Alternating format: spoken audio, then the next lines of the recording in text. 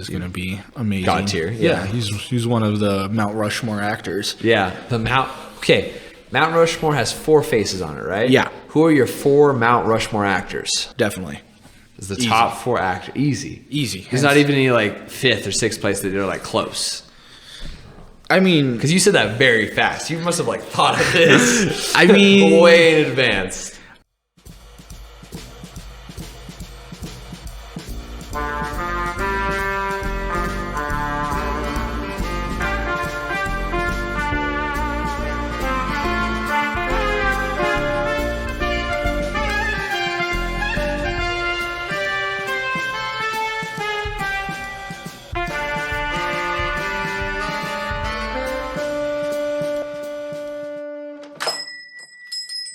How's it going, man? Hey, how are you doing, man? Doing good. My name's Cam. I'll be your bartender today. What can I get you?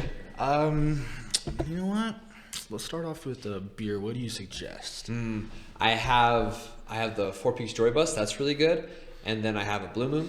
What else do I have? I also have Moscow Mules. So I would either recommend either the Moscow Mule. I know it's not a beer, but you look like a Moscow Mule guy. I am a Moscow Mule guy. You want to start with that? Or you want to start with the Joy Bus? I haven't had a Joy Bus. Let's try that. Okay, gotcha. Cool. Let me get that for you. What's your name, man? My name is Gabriel, but you could just call me Gabe. Gabe. Sorry about that. We'll call you Gabe. Let me get this for you. It's just easier, you know. That's fair. What's your name, man? Well, my name's Cam. Oh, see? Yeah, see, there we go. You know about the... Yeah, hyphenated, the shortened name. I think short names are just cooler. What do you think about shortened names? Oh, I hate it. Really? I prefer it over like a full name. No, I hate going by Gabe, but... Why? I don't know, it's just not my name. So why don't you go by Gabriel then? It's just because it's easier, right? You know, if someone's like, hey, Gabriel, no. Like, they're usually like, hey, Gabe. Sorry, it's going to take a second. This one's real foamy for some reason. Nice. Quite the foam. Yeah, it's all good. So, you live in New Mexico, right? Yes. Albuquerque. Yes, I do live in Albuquerque. Do you like living in Albuquerque? I do actually like living in Albuquerque. Why do you like it? I like to, I don't know. I like to hike a lot. Okay. I like the outdoors. I love everything about the cultural significance of, you know, like Albuquerque. Absolutely. We have a diverse culture here. That's for sure. So I'd say that like I like a lot of those. I mean, it's not as cultural like as if like say like New York or you know, Miami, San Francisco, Los Angeles, but I like the historical cultural. Absolutely. I'd almost consider Albuquerque to be one of the more historical places in the Southwest. Think about maybe like Arizona or Nevada. We're kind of up there as far as historical stuff. Yeah, I mean, there's a lot of like Maine. Thank you so much, man. There's a lot of Maine historical, I would say, relevance to not like just Albuquerque, but New Mexico as a whole. Obviously, you know, the whole Roswell aliens thing, as much as you want to get into all I was going to say, is that history or is that just science fiction? No, I mean, there's a whole situation that happened in Roswell that we obviously don't really know anything that actually went down, but... So what do you know about Roswell? Because I actually don't know a lot about Roswell. I've been there. I've been to the museum. Kind of lame. Been to McDonald's there. Way cooler than the museum. Well, I think I know more about, I would say, the TV show Roswell than I know of, like, the actual Roswell. You know? I've never seen the TV show Roswell. Oh, you got to, you know, not watch it. It's horrible, but... Well, then why do you know everything about it? Because I'm in it. Oh, you act? Yeah. Okay. Yeah. Wait, so... What do you do for a living then? Because I didn't realize you were an actor. I am not an actor. Well, actually, yes, I do have my SAG card. Okay, so you're part of the guild, right? That's what it's called, the guild? Yes, the Screen Actors Guild. So, yeah, I do some acting here now and then, but my main source of income is I am an analyst for 100 Thieves, which is... The video game team. Yeah. That's like one of the biggest, like... brands in video game right now. Yeah. So that's my sort of my main source of income right now. It comes and goes. Okay. Kind of on my way out though. Okay. As of right now, I would say. So what does an analyst entail when it comes to like making video games? Not making video games. Not making videos or a video game. Because I assume an analyst You probably analyze matches for some sort of video game. Yeah. And then you provide feedback to like players. Yeah, that's exactly what I do. What game do you do it for? I've done it for CS:GO and Valorant. Valorant. Cool. Awesome. How long have you been into video games? Ooh, video games. I've been into video games since I would say maybe 5, 6 years old. I was very young. Okay. How long have you been in the professional scene? Ooh, since 2016. 2016. Okay, gotcha. And did you start with, because Valorant's relatively new. Valorant is relatively new. So did you start with CS:GO then? Yes, I did start with CS:GO. Okay. What's the difference between CS:GO and Valorant as far as like communities? Because most people know how to play those games. They're standard shooters. You know what I mean? Yeah, they're competitive FPS. Exactly, and then they're the 5v5 format. What is the difference between like communities, gameplay, competitive scene? Like, which one would you prefer more? And which one? What are like some of the differences? Well, it's kind of hard to compare them right now because Valorant is still very much in its infancy. Okay. Riot is still trying to figure out how they're going to propel Valorant into the future. I think they just came out with a whole game plan of franchising it, making it a leagues format, just like how Riot did with League of Legends. Yeah. With the LCS, LEC. Yeah, and League of Legends is one of the biggest pro games out there. Yeah, I love League of Legends. I just got back from the LCS finals. Oh shoot, where was that at? In Houston. Houston. Okay, gotcha. Yeah, it was pretty fun. 100 Thieves lost, so. Oh, dang, that's sad. But it was good. It was the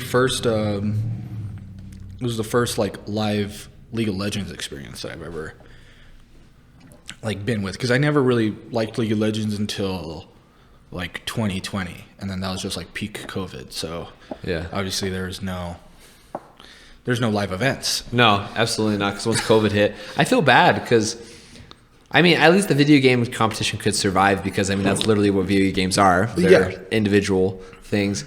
But those live events are super fun. I used to tune into the CSGO ones back in like 2016-ish, back when like the heyday of CSGO. Yeah, exactly.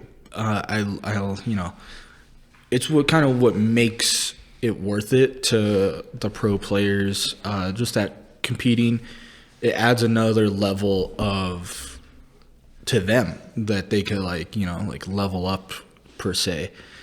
Some people get boosts from seeing the live crowd. Some people get those nerves of seeing a stadium filled up with 20,000 people cheering. It's kind of insane. I can't imagine being on a stage that big. Do you get stage fright? Because you're an analyst, but I assume you also play the games, right? You're probably there present with it. Yeah. Do you ever get stage fright with that amount of people, or do you find that it boosts you more? I've never gotten. I don't think I've ever gotten stage fright. I mean, I've been part of like competitive sports for as long as possible. Okay. Like so, traditional sports like football, basketball, soccer. Yeah. So I would say that no, I don't think it really gets to me. Like I've done that performance under those like lights before. Yeah. So it's nothing too crazy. That's cool. No, that's awesome. I think that video games, you're literally the person that people tell, like moms tell their kids that doesn't exist. You know what I mean? Because you make money off of playing video games. My mom's always said, they don't. That's a lie. That person doesn't exist. No, they exist. You don't even have to be playing. You just have to be watching. Exactly. Yeah, that's cool. So back to Roswell. Yeah. Acting on that set. Any cool stories out of acting? Like anything that happened on set that's really crazy? Any cool people you've met in the process? Yeah, well, I've met all the main actors because I'm just a featured extra. Yeah. An extra with some lines, you'd say. Okay.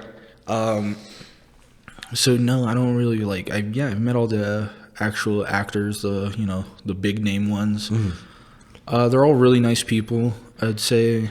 I've had a lot of fun. Yeah. On those sets, those nice, good, 20-hour days of just filming. 20-hour days? Oh, yeah, man.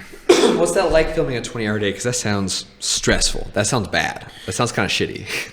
I mean, for me as an extra, it was like nothing. I was just asleep most of the time waiting for them to be like, oh, yeah, we're ready to do the scene now. Yeah, I've heard they're really strict on set, and like they will like kick extras and actors out like specifically extras if they're not on their shit.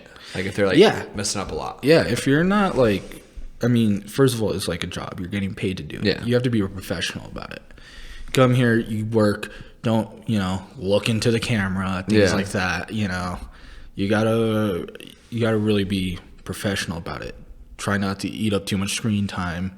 Yeah. Try not to overshadow the main dialogue that's happening, because that's the more important stuff. Yeah. It's not that person in the background. It's what's happening in the foreground, what they want to actually focus on. So as an extra, if you're being, if you're being a little bit much, then So there's a skill to being an extra then, because you got to be good at not taking away from the star.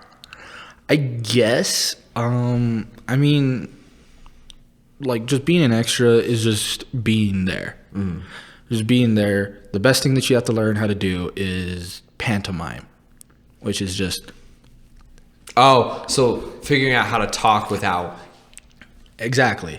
I feel like I'm not doing a very good job. That was horrible. Those very wide mouth movements you would have been kicked off. Okay, teach me how to pantomime though. So it's like saying... Just talk. Just basically talk, and then just eliminate your voice. Okay. So like... It's almost like you're trying to do ASMR. Yeah, exactly. Yeah. But like even less so. Yes. And then you want to just keep cutting it down. Because I can't go silent without with over exaggerating my lips. Yeah. That's pretty tricky. Yeah, so like there's things like that. Sometimes, I mean, I played a cook.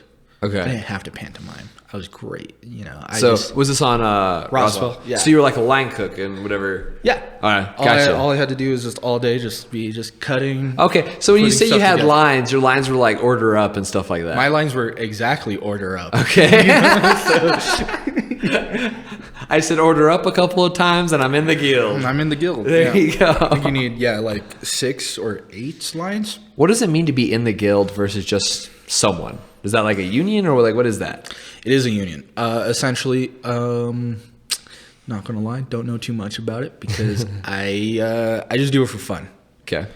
It's something that it's just like a little side. I'm not doing anything today. Yeah. I'll go film. Might as well. I have nothing better to do. How do you just pick up shifts as an extra? So, actually, it all started off with my dad. Okay. So my dad was an extra for a lot of movies, and then became like featured actor in like commercials and everything like that. So he like told me about they're having like a big like casting call. Yeah. One day for this local casting agency. They do a lot of movies here in New Mexico. They're really cool people. Love them. You go there and they just take your picture. You just write down all your information. They take your picture, see what you talk like, pretty much. Yeah, and then they try to fit you for roles and call you if they're available, basically. Yeah. Okay. So, I mean, it benefits to be kind of like a person that could be anyone. Yeah. You can kind of get a lot of roles if you just kind of look average. Yeah, because then they can stick you as a line cook, they can stick you as the bellhop, they can stick you as the murderer, they can exactly. Stick you everywhere. Yeah, exactly. I don't know why I said murderer. All murderers look the same on television. Yeah, sure. Yeah, I'll take that. Yeah.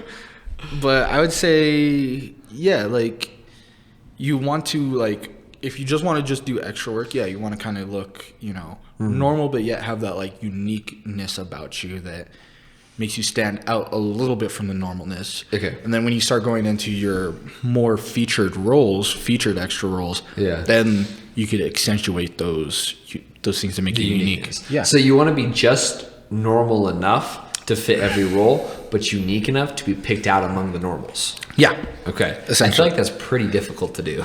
Yeah, I kind of got lucky though for the cook, because I was going there just to be a patron. Yeah, and then their cook, the one that they already had from season 1, dropped out. Ooh. So then they like just approached me. They're like, "Hey, would you mind being the cook?" And I was like, "Yeah, sure." Yeah, it was like my first acting job, so I was like, "Yeah, I don't care. Yeah, I just want to, I want to. Yeah, I want to be in. I want to get some lines. I want to be getting the guilds. Right? Yeah. So how does acting pay? Do they pay you hourly, royalties? Like, how does that work? So it's hourly. Okay. At least ours was hourly. Eventually you could get a day rate, stuff like that. Just depends on how you climb the industry. Yeah. But I mean, it all really depends. How often is it like with big actors? I always wonder how you get to be not an actor to a big actor, right? Because it's very rare to see these bigger names as extras and then moving into big acting. Well, yeah, it's like the whole. I think we have like a big name like Pedro Pascal right now. Okay. He's obviously the Mandalorian. Yeah. I think some of his first gigs were being a guy that dies on Criminal Minds. He played the dead guy. Okay. Yeah, he played like a murderer or a guy that just like ended up dead. Yeah. And he actually played it a couple times in the same show. Doesn't really add up, but hey. Okay. So he's dead and then he's back. No, but like when you're like Pedro Pascal, they could like, make you look at like a different person but kind of similar. Yeah. Essentially. All murders are the same, so we're good, right? Exactly. Like you said, yeah. So but yeah, eventually it's just like any real job that like actually that you could actually grow in. Yeah. Not like a dead end job, but one of those where like, yeah, you work your way up, you start doing a lot more, be reliable. That's the main thing. I mean, if you're reliable, you show up to set every time they ask, yeah, dude, they'll like keep calling you back. Heck yeah. Once they like you, you're in. They just gotta get you to like you. Yeah, I mean, they really like me. I unfortunately, due to my other job, I had to turn down a couple roles. Yeah. I had another featured extra role in a Western movie, and then another one that's they didn't really describe it too much, so it was a very secretive movie. Was that the Western that Tom Hanks was filming here? It probably was. Okay. I can't remember that. Tom Hanks. I can't remember the name. We got so many people filming here. It's not even funny. Yeah, the film industry is like one of the lifebloods of like New Mexico. Kind of always has been. Yeah. I mean, we got movies for like All the Pretty Horses, Ghost of Mars. Oh yeah, even like the entire like first Avengers movie was filmed here. Even that New York stuff was on like a green screen, right? Yeah, well, I mean, they usually just film in Atlanta.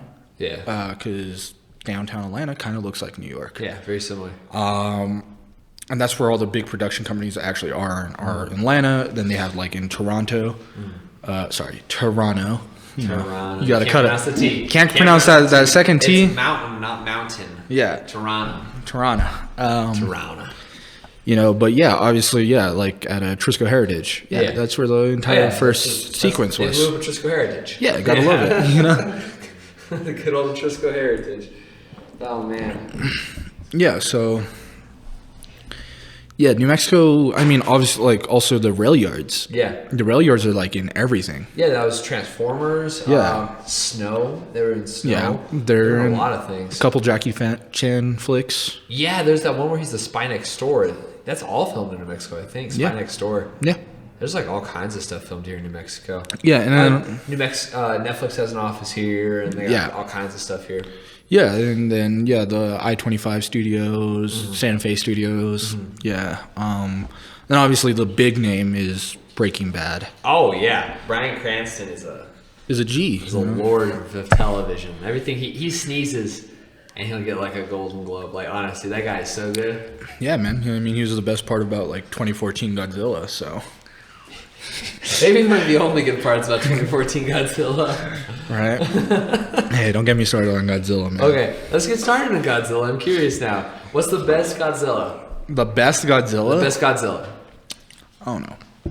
That just depends on what your criteria for Godzilla would be. What do you want in a Godzilla movie? What I want in a Godzilla movie is a badass monster, Michael Bay style destroying things, with a very encapturing subplot of distress and maybe even like a love story involved. Cool. You love the second Godzilla that came out, of the American ones that are the most recent. That are the worst ones? Yeah, that are the horrible ones. But So what's a good one for you then? Because I've actually never seen a single Godzilla movie.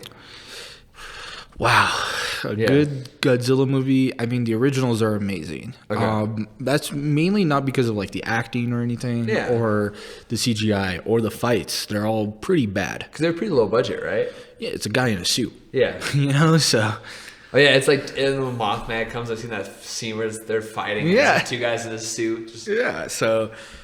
But I think the Godzilla more is the cultural impact of the Godzilla and what Godzilla represented as a whole. I mean, it was an entire nation's anguish post World War II.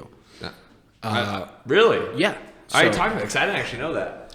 I mean, okay, so Godzilla gets his powers from nuclear explosions. Weird. know? Atomic bombs. Yeah. Yeah.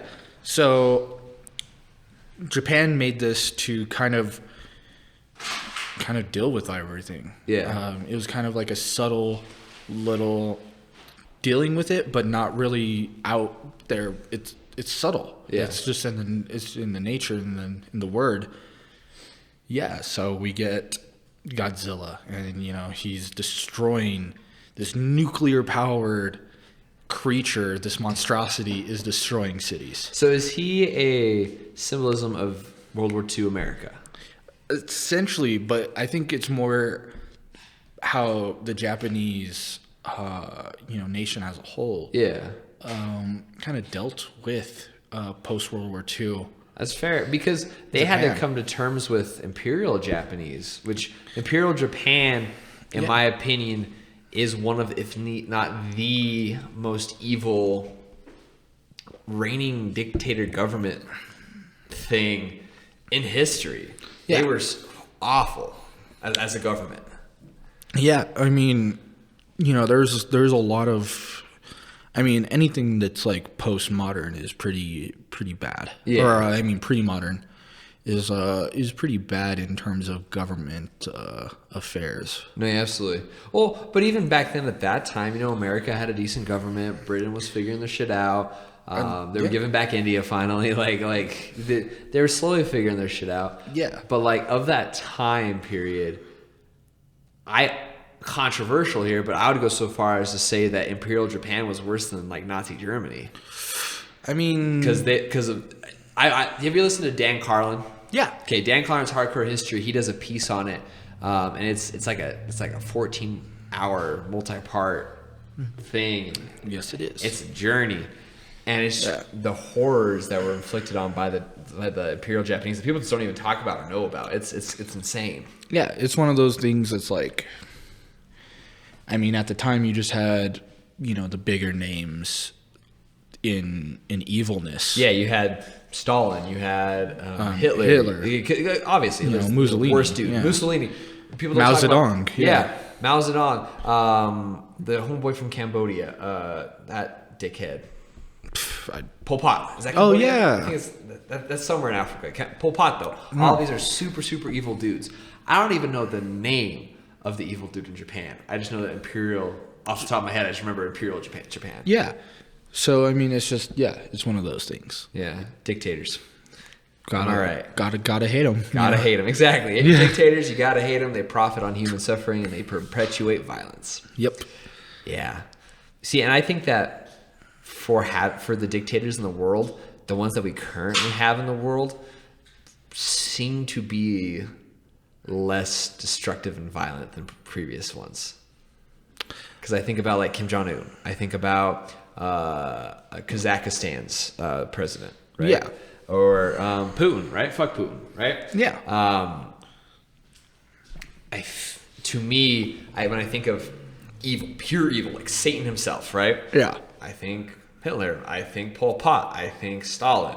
So I feel like, and I guess it's because technology advancements, or it might be because media presence and everything like that. It's kind of toned it down a bit. But I just think that our modern day dictators are less evil. I think the evilness is the same. I just think that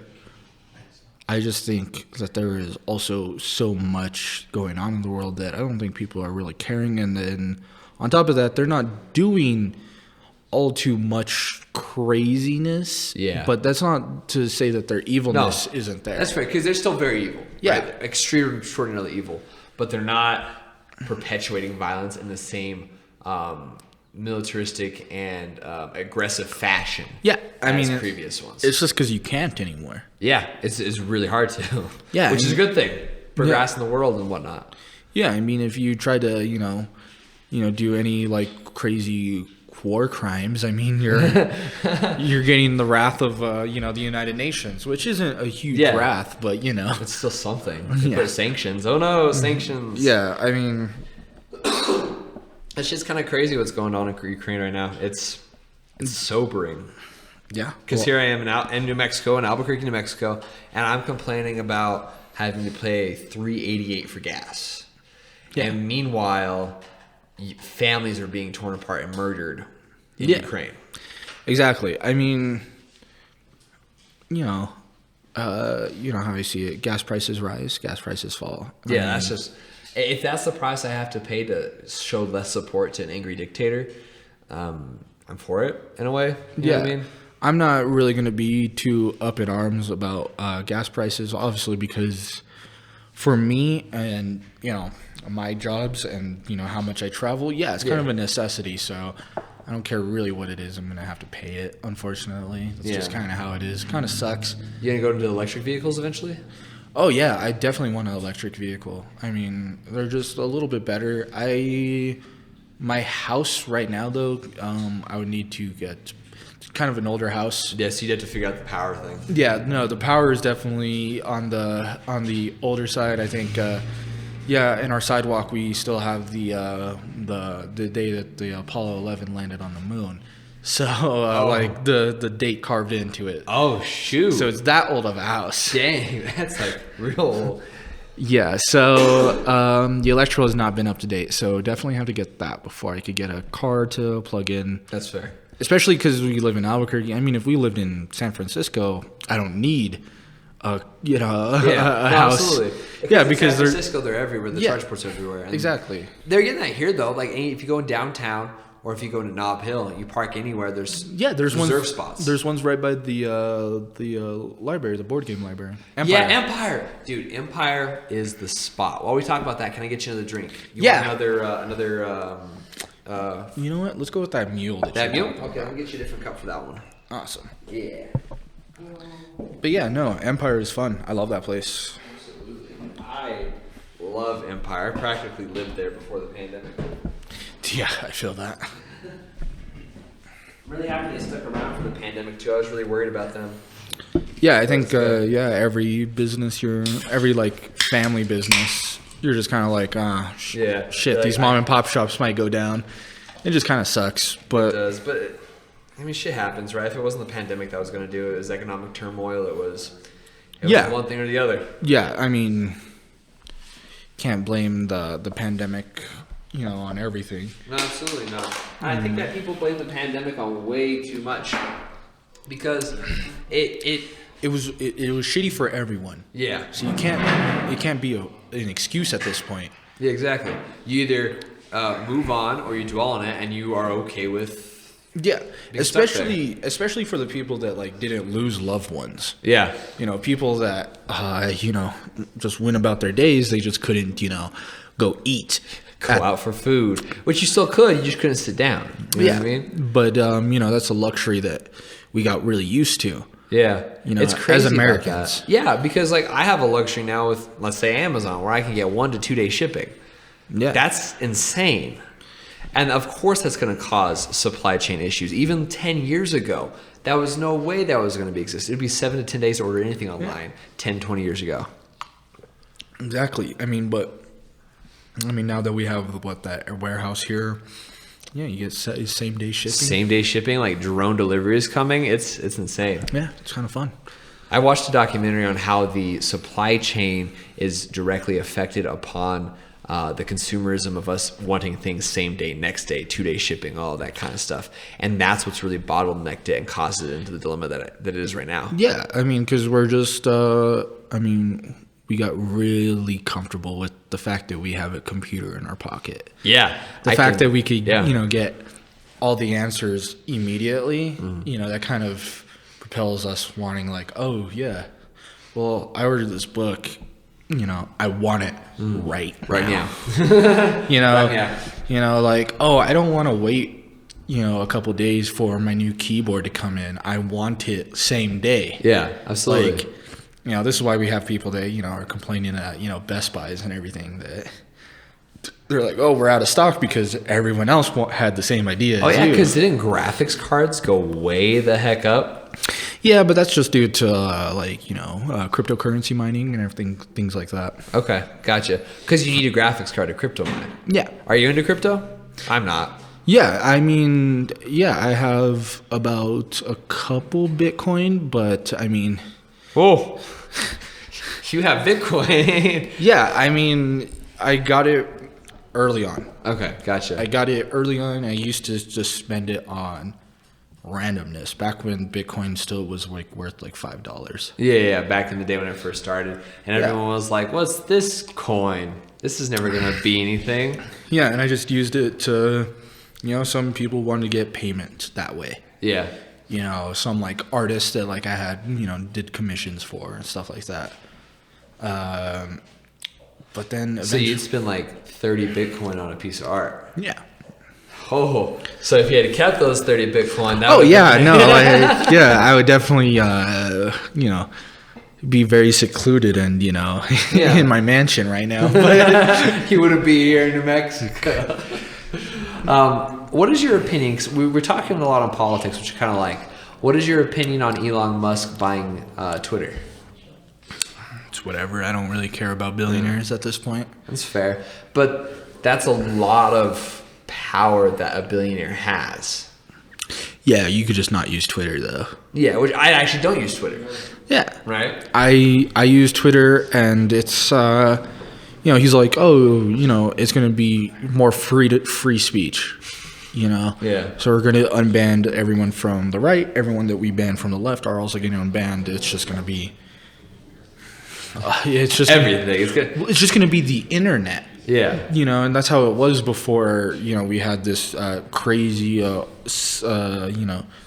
overload of being sensitive. That's fair. I mean, and that's not a bad thing. I was going to say, sensitive. it's good to be cautious of other people's feelings, right? It's good to be cautious of other people's feelings, but I feel at some point, if you're tiptoeing around everywhere, I mean, not much is going to get done. That's fair. What I appreciate about our modern culture is that we've created safe spaces for this kind of free speech, this more like edgy free speech, in things like comedy, right? Comedy is a safe space. Yeah. Comedy is where you say things that you normally can't get away with outside of comedy. Yeah, unless you're talking about like alopecia, then you're just going to get slapped on stage. God, freaking Will Smith.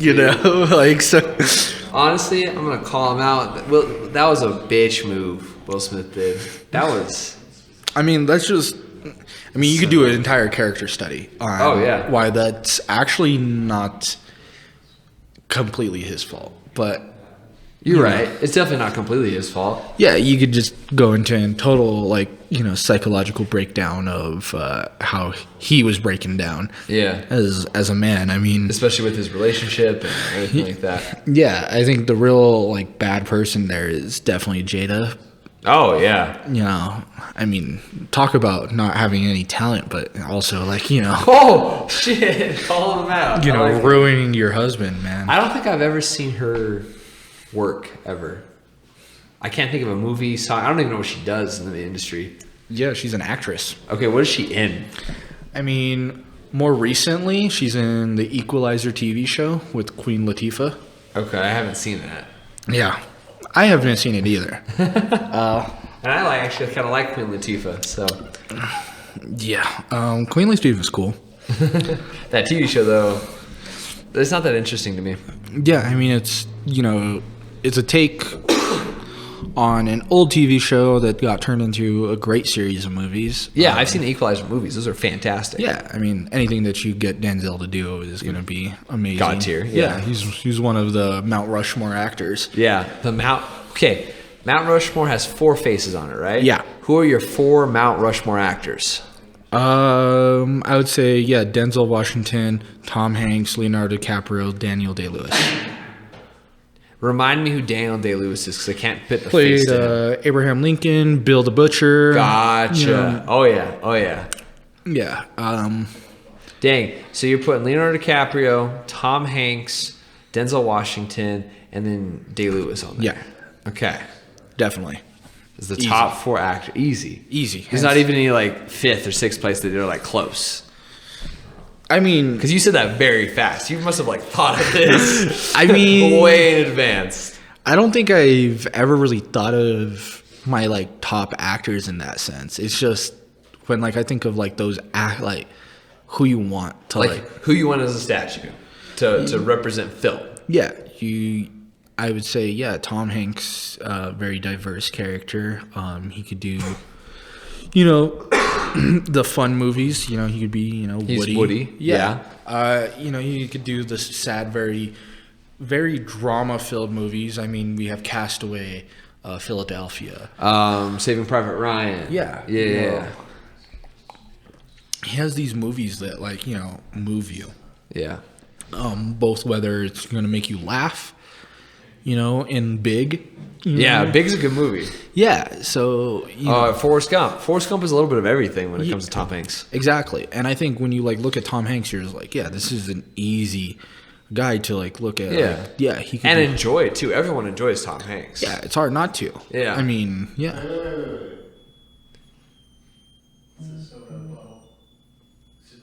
What's going on? Did you hear that? Yeah, what was that? Yeah. Dude, we got some weird noises going on in this bar. Hey, you never Thanks for know. popping that out. I'm going to get my guy to check on that. That's fucking crazy. That sounded like a fire alarm, but like a tiny ant fire alarm. The tiny... Yeah. It's like an anthill fire alarm that's... What is this? What is going on? But, one of my favorite Tom Hanks movie is the baseball one, The League of Their Own. League of Their Own is a great... There's no crying in baseball. There's no crying in baseball. I mean, yeah, you talk about those movies, and I think everyone can name, some of their favorite movies, and I think a Tom Hanks movie might be in there. I'm trying to think, because my favorite movie of all time is The Departed, right? Yo, yeah. Love that movie. That doesn't have Tom Hanks. You got If Leo. It does have Leo. No, it does. It has a lot of people in there that are like Mark Wahlberg. Marky Mark. Marky Mark is up there, dude. I love Marky Mark. He's a horrible actor, but I love him. Sheesh. Careful. Put some respect on that name. I love Mark Wahlberg. He just doesn't do too many quality movies, but that's totally But fine. when he does, yeah, it's they great. hit. I mean, Father Stooges came out. It's a pretty good movie. Nice. I haven't actually seen that one. I'm not a big movie guy. I think that one's definitely up there. I really like Schindler's List a lot. Schindler's List. I think a lot of people. I think that was one of their first real emotional movies. That was. And I have a really interesting connection with Schindler's List because the first time I watched it, I went back to watch it again. And I was surprised that it was in black and white because the first time I saw it, it was so moving that as I was You watching didn't even it was notice. in color. Yeah, I was like, this is in color. Yeah. You can see everything vividly happening here. Yeah, this is Great just storytelling. This is just life. You just think you don't even realize that. And that's the beauty of that film. Now it is. It gets a lot of props just for being a Holocaust film, but even if you take that out of it, it's still brilliantly told and amazing. Yeah, I mean, awesome. It's hard not to the story is based on real life. Yeah. So there's automatically that attachment. yeah, I mean, and it's the thing that we all went through. Well, We as a society, as a culture, yeah. I mean, you were you're 23? 23. 23, I'm 24. Yeah, right? exactly. Yeah, we did. I can't remember 9/11. Yeah, I think I was 2. Yeah, I was 3. There's no way I can remember that, let alone World War II. Yeah, no. Yeah. I just remember, every day, every time 9/11 came down for school, I was watching the videos over and over. Oh, yeah. All the documentaries. It feels like I don't know if it's important to remember because that was a very tragic day that occurred, absolutely. But it feels like we've lingered on that. And I think we're finally to the point where we might be getting past it a little bit. I think that was one of the most important days. Yes, it was defining in every way. Yeah, it's what led to one of the craziest laws, the Patriot Act. And the Patriot Act's insane. Yeah, the fact that you get to spy on your own people. Yeah, essentially, which you could have different opinions on it. But I've always been the type of person that I like to have my privacy, even though I don't break the law. You have nothing to hide, but there's a right to it. Yeah, I still would like my privacy. Yeah, but there's these guys on Instagram. They're called the Pop Brothers at Law, right? No. Yeah, they're really funny. But they talk about it. Him and then there's like Mike, Law by Mike as well, and they talk about how just because you have nothing to hide doesn't mean you should still consent to search, consent to infringement on privacy, because you still have that right to, and the right's what's important. Yeah, it's like if you get pulled over and the cop's like, "Oh, can you step out of the vehicle?" You're like, "Well, No, officer, what is the probable cause?" They have a little script for it too. They're like, "Hi, officer, why am I being pulled over?" "Thank you, officer. Am I being detained or am I free to go?" "Thank you, I invoke the fifth." Yeah, that's one of my favorite things is when I've gotten pulled over and properly roughed around, but not too much where the police were being assholes. It's just that they're trying to figure something out. Yeah, fish or something. Yeah, I used to live in a really bad neighborhood, so they probably thought that I lived right next to. Well, I did live right next to a drug dealer, so they probably thought that I was. You were part of it or something. Yeah, that I was probably just coming from a deal. So yeah. They were just trying to figure stuff out, and I understand it, and they have a job to do. It's weird. It's a tough job too. I can't imagine being a police officer. Yeah. I have respect for the job itself. There's a lot of qualified immunity, and which we got rid of in New Mexico. Yeah. Which is a great thing. That we're almost going to bring back. But that's not good. Yeah, because in my mind, the whole defund the police movement, right?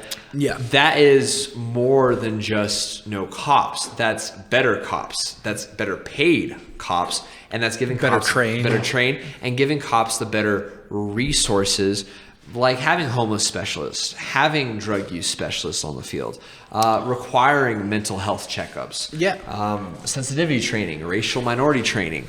All of that goes into, and then investing in the communities so they're safer for the cops to police it. Yeah. It's just, obviously, if you make the community better, then less crime. Weird, right? Yeah, it's a very weird thing, but also safer for cops with less crime. Yeah, but also less money for the city.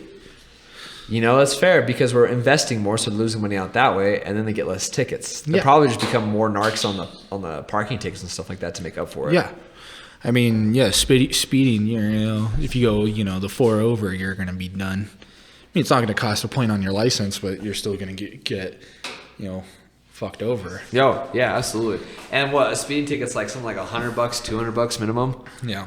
I've never actually paid for a speeding ticket. I have gotten speeding tickets, but I've always went to court and did the whole no contest and 6 months off your record type dealio thing.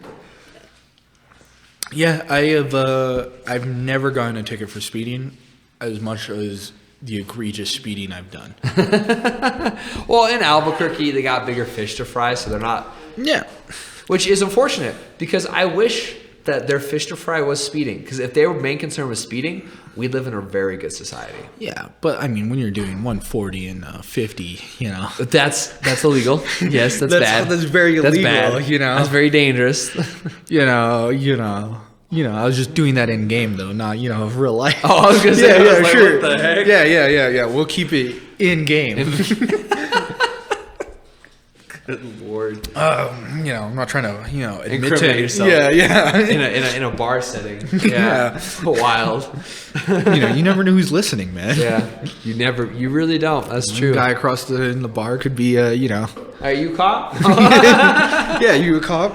If he ignores you, he's a cop. Well, there you go. Well, all right. That's awesome. So you said you were an outdoorsman. You love to hike. What are the sorts of activities you like to do outside? Well, yeah, I love to hike. I love to camp. Well, I haven't done it really recently. Unfortunately, I've been kind of AWOL from that type of lifestyle. I do go shooting. Nice. Quite often.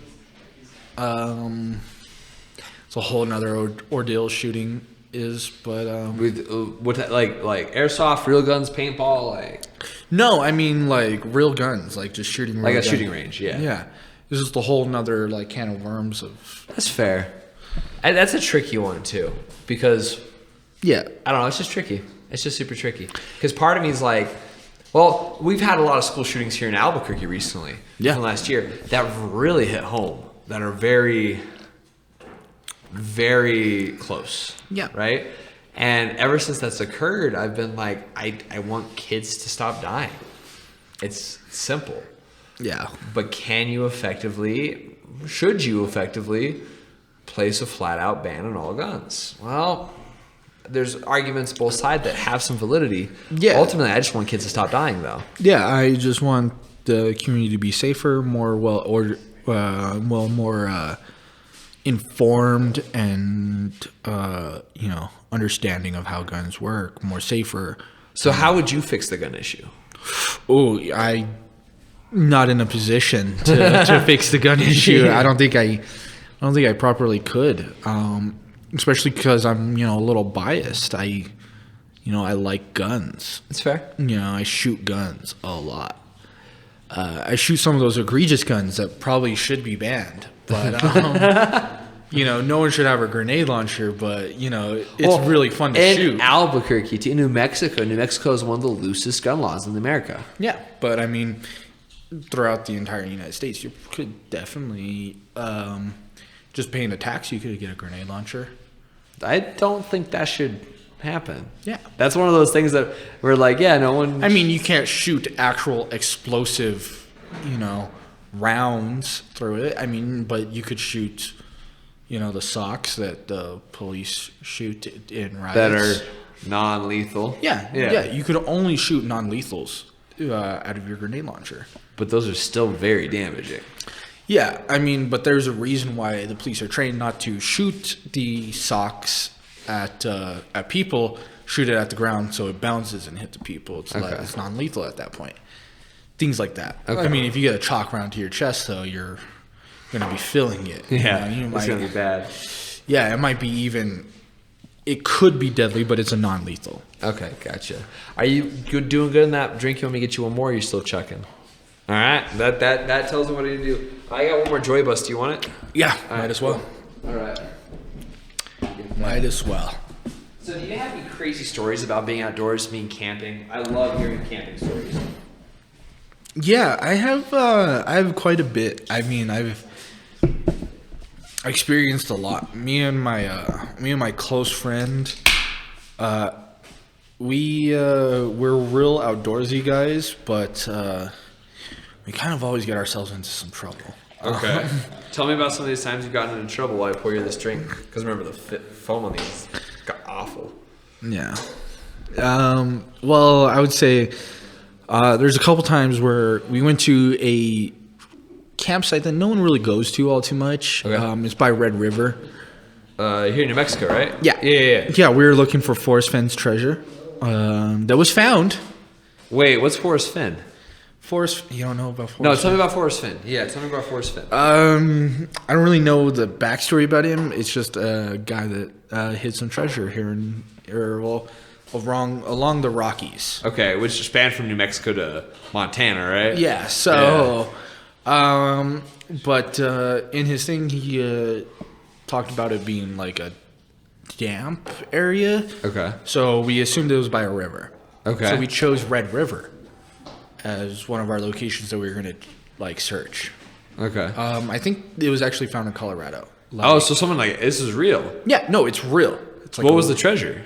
Don't know. I didn't really. I just saw that the treasure was found, and I was like, oh. Oh, I need to check that out. That's cool. I don't think me or my friend ever really cared about what the treasure was. We just kind of wanted to Be the ones to find it. exactly. It's Yeah. the glory, you know. The glory of finding Forrest Fenn's.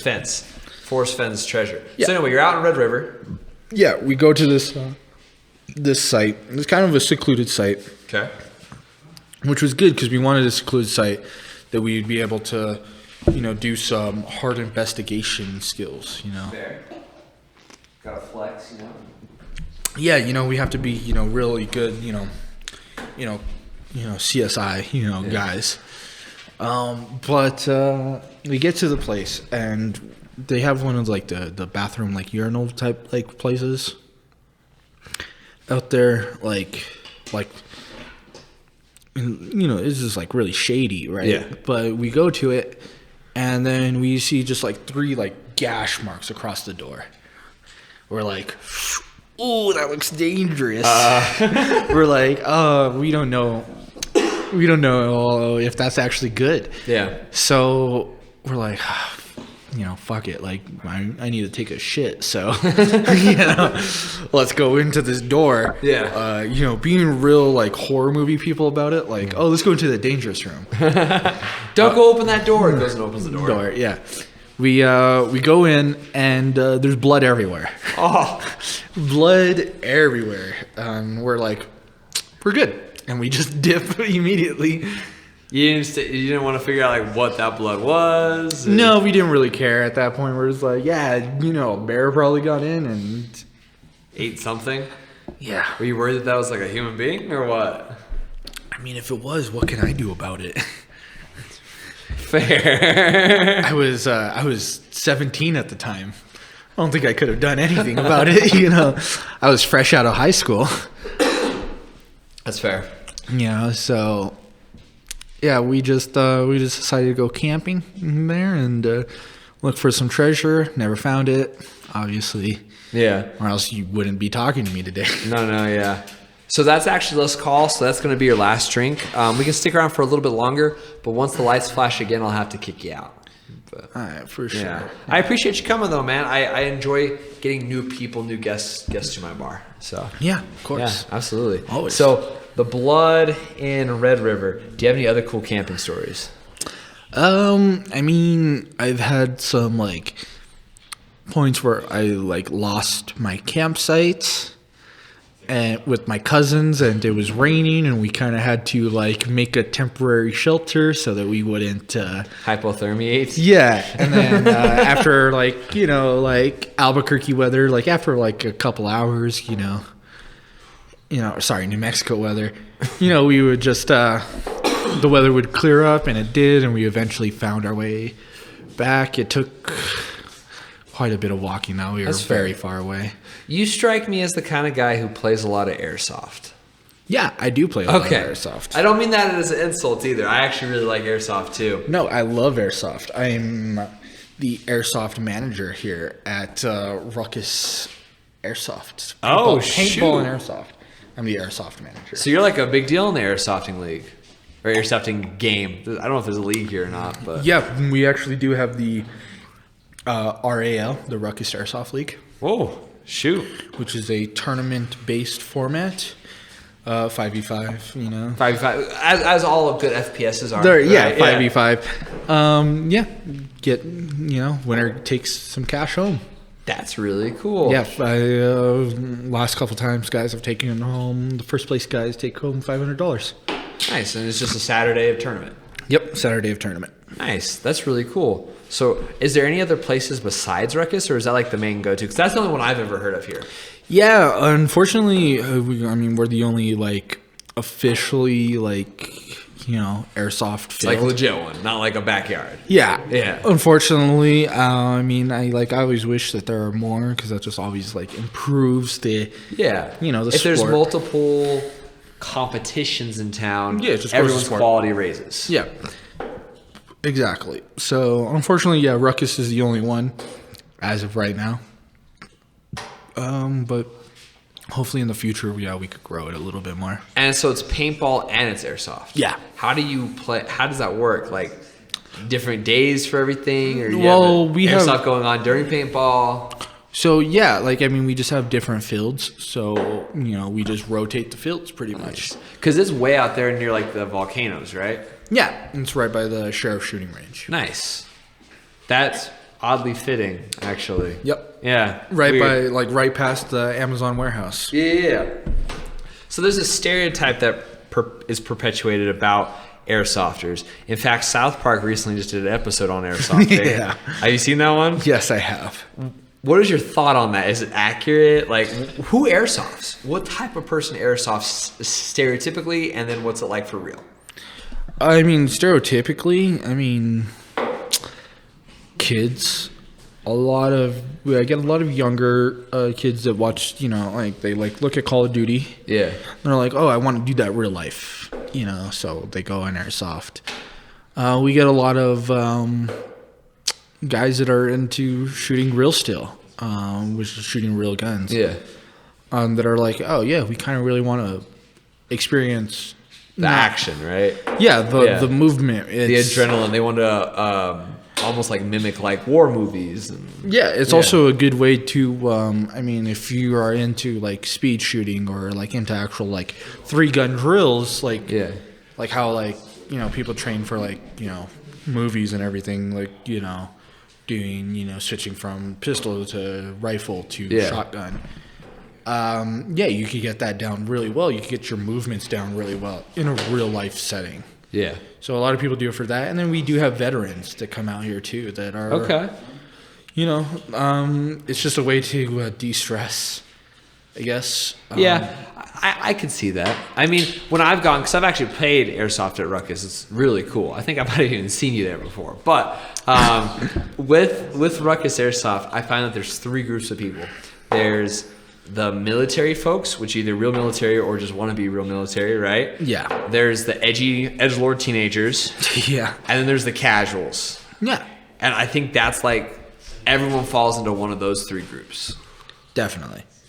I think though I think that's a very stereotypical way to look at it. There's 3 stereotypical groups that I've seen. I think over here though at Ruckus, I think we're all really building a good community. That's cool. Because I've always loved going, even despite like edgelord teenagers being a part of the sport. I feel like they're a part of any cool sport.